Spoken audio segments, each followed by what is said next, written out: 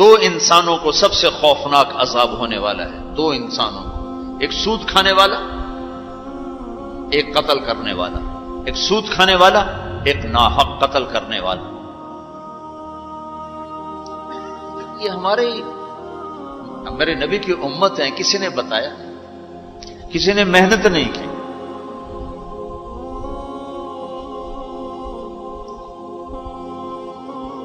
آخری حج کا خطبہ آپ نے جو دیا، ہر دفعہ یہاں سے بات شروع کی، تمہارے جان مال ایک دوسرے کے لیے قابل احترام ہے، کسی پہ ہاتھ نہ ڈالو۔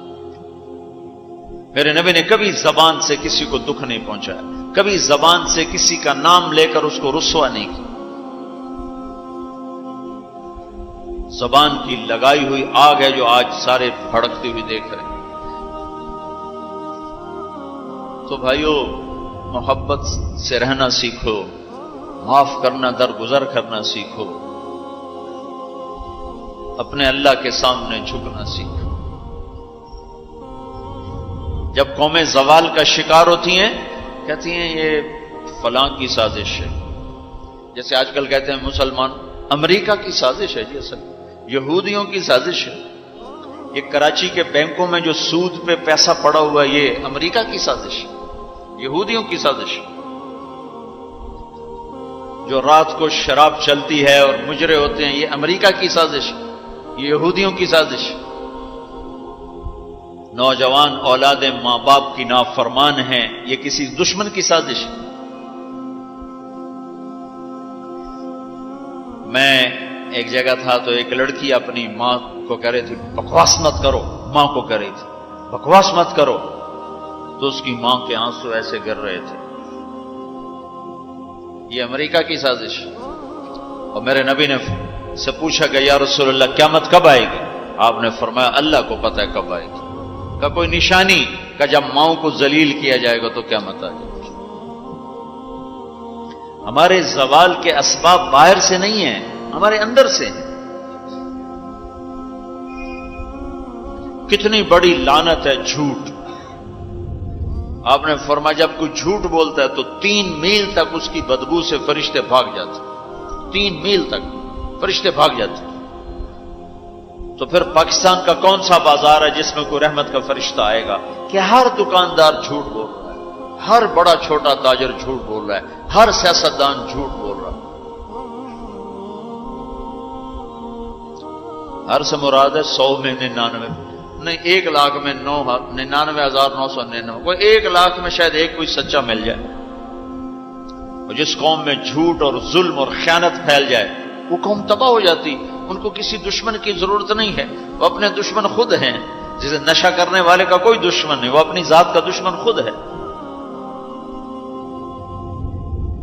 تو ہم اوروں کو الزام نہ دیں کہ یہودیوں نے سازش کر دی اور عیسائیوں نے کر دی اور امریکہ نے کر دی۔ ہم نے کچھ اسپین سے آخری ملک تھا یورپ کے سفر میں، اسپین، تو قدم قدم پہ میں رویا، قدم قدم پہ میں رویا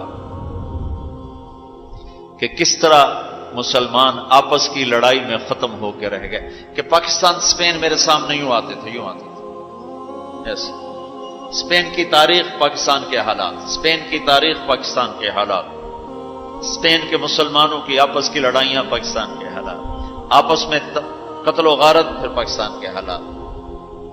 تو اللہ تعالیٰ نے اس طرح ان کو مٹا دیا اسپین سے کہ ایک کلمہ پڑھنے والا باقی نہ بچا۔ مسجد قرطبہ جیسا شاہکار بیچ اس کے گرجا بنا ہوا ہے، صلیبیں لٹکی ہوئی ہیں، بت پڑے ہوئے ہیں، نماز منع ہے، بورڈ لگا ہوا ہے۔ تو میں وہاں محراب کے قریب جا کے کھڑا ہو گیا اور تصور میں دیکھنے لگا کہ یہ وہ جگہ ہے تاریخ سے سبق نہ لینا بھی بڑا اندھیر پر ہے۔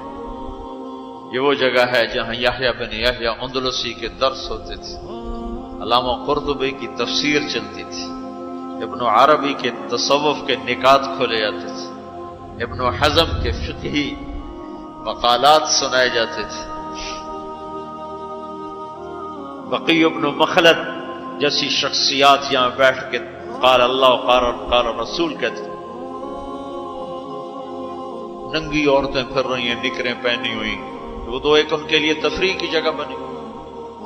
میں تو آنکھوں سے بھی رو رہا تھا اور دل سے بھی رو رہا تھا، اور زیادہ رونا اس پہ آ رہا تھا کہ اپنا ملک دیکھ رہا تھا کہ آج میرے ملک کے لوگوں کو ہوش نہیں ہے، وہ کیا کرنے۔ دین پہ نفرت، فرقہ واریت کی نفرت،